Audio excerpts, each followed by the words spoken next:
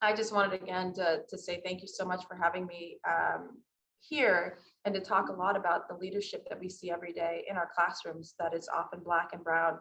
I was lucky to have, as growing up on military bases, I had Black teachers, I had Latinx teachers, I had Asian teachers. And when you have someone who looks like you in a leadership position, as a knowledge provider position, as someone who is the expert on something, you see yourself as one day the knowledge provider, the expert on, and the leader in the moment. And so I think it's very important that we don't forget a lot of Black history is made because of Black educators were right behind us, pushing us, encouraging us. Many of them got me scholarship applications when I was going to school.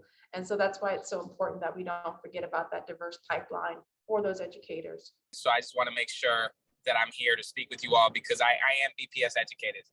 So I am a product of our public schools. I went to the Greenwood, the Timilty, and then the O'Brien. If I'm going to talk about BPS teachers who are Black, I have to talk about Ms. Gonfa, who I had at the O'Brien, was my AP English teacher. And one of the early sort of moments for me to be assertive in my voice is Ms. Gonfa. And if you know Ms. Gonfa, you know that she's somebody who loves Shakespeare. And I did not. I thought Shakespeare was frankly somebody who spent a lot of time sort of doing the romance novel of literature. I used to make the argument that the best British writer was Charles Dickens because he talked about poverty and social class structures and things like that. And so the person who cultivated my ability to debate and to feel comfortable with my voice and to do those things was Ms. Kamfa. She is now my constituent today. And so I am eternally grateful for folks who give children of color a voice and the power to believe in themselves. And that is something that I have often seen. It's a validator to have somebody of color be the person to do that. And when I decided to become an educator, it was because of many of the educators that worked with me, that nurtured me, and helped me reach my my potential and did not squash my potential because I was a girl or because I was a Black girl, but they saw my skills and my abilities, and they pushed me to be the best I could be and to reach as far as I could go. As an educator now, what I do in the classroom is try to create that safe space, as people have mentioned, create that space where students can be themselves, where they can showcase their talents and skills, where they can share their knowledge with each other and with me, where I can learn from them just as much as they can learn from me. I create an oasis in my classroom.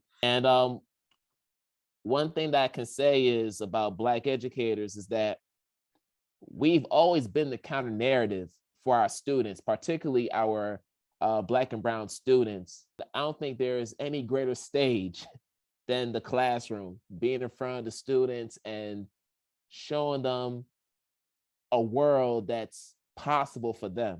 Black males make a profound difference on Black boys within the schools, not only just on the behaviors in the schools, but their grades. It also just changes the school cultures. So what we're trying to do is create these program developments for not only just high school boys who might have an idea of being educators, but just give them the leadership skills to be leaders in everything that they're going to do. You know, the studies show that Black students who have just one Black teacher in elementary school are more likely to graduate and more likely to enroll in college, and significantly more likely if they have two Black teachers.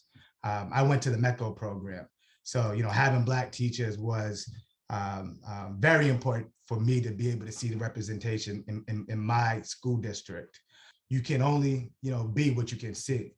And I was lucky enough, from an early age to have Black daycare providers. And I'm gonna lift up all the teachers and counselors, that played a role in my life. So Miss Ford and Miss Johnson were my Black daycare providers. I had a Black kindergarten teacher, Miss Newsom. I had Black after school and summer school teachers, Mr. Wells, Pastor Troy Barnett, Sister Hardy, Mr. Hooper. I had Black counselors and Miss Milner and Miss Hood.